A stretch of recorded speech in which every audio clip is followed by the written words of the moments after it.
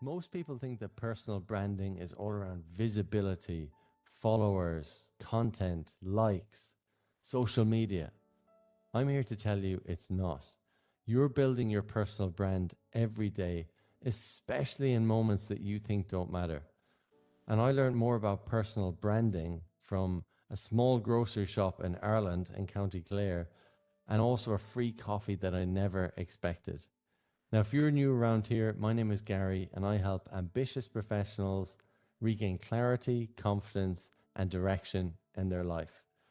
Now, a lot of people use the term personal branding. It's sort of the acceptable term today.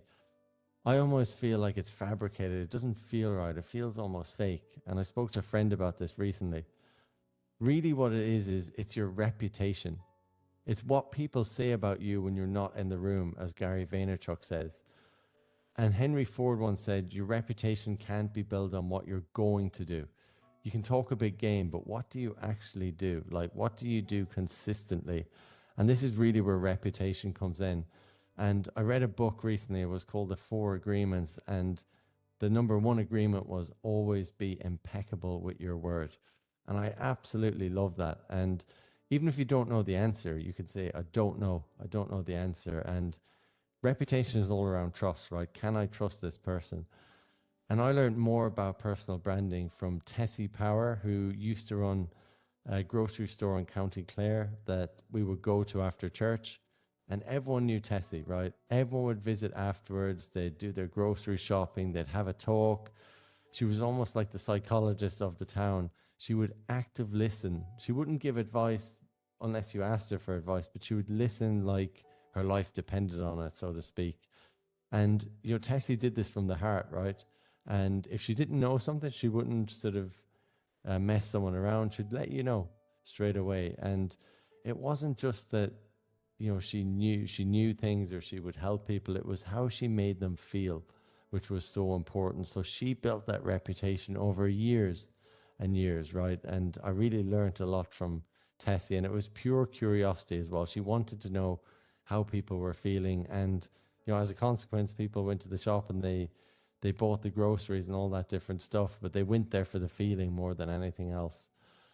Also, I really saw reputation being put into practice when I went to London, and I used to go into a coffee shop in the morning just before work, and they started giving me free coffees. And the first time it happened, I was like, whoa, that was strange. Second time, I almost felt embarrassed. So I bought like a croissant.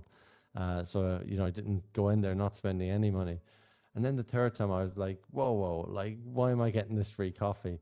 And they said basically because we're allowed to give her one free coffee a day to our favorite customer. And they said, like, you're always coming in here smiling, asking how our day is, and not everyone does that. And I always thank my parents for that as well. So it was really nice to sort of have that acknowledged, and it was just genuine curiosity, like, how are you? Because they have to go in on the tube into work, all that type of stuff. So it was just interesting by being curious and by having a smile on your face. People will sort of warm to you. So I always felt that. And I always remember my dad telling me a story about someone that he worked with years and years ago. And the guy told us that when he was in school before, he was asked to, I think it was to spell something or to announce something in English when he was quite young. And then everyone in the class laughed. They were like, sort of, oh, did they not teach you to read at home? And then he said, no, but they taught me manners. And I thought that's exactly what reputation is. It's manners, right? And it's just being a good human being, being a good individual.